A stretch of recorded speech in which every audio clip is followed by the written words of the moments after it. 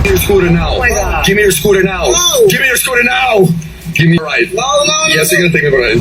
Ang isa pa nating nakita ngayong linggo, yung kagalit-galit na pinanggagawa ng isang foreign vlogger sa ating mga kababayan. I'm gonna rob you. Biro man na ito o hindi, sino naman Pilipino ang hindi kukulo ang dugo sa napapanood natin?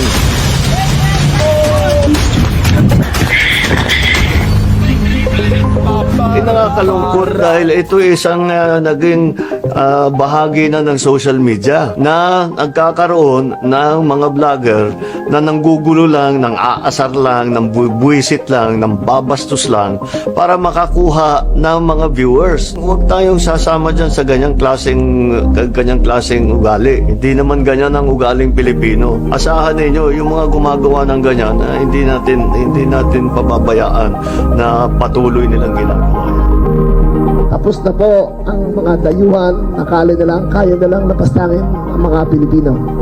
Ito'y ehemplo na seryoso tayo na sa sariling bayan natin. Hindi tayo magpapabasa sa kanila.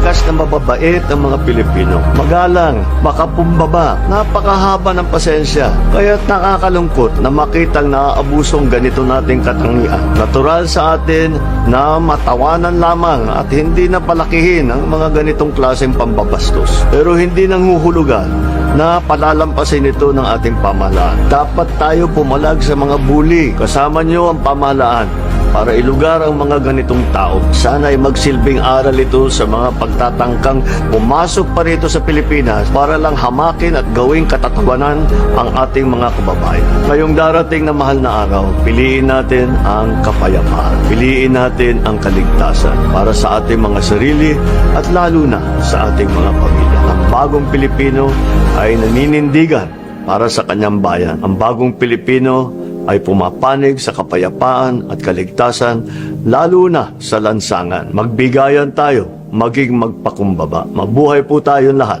at mag-ingat po tayo sa daan.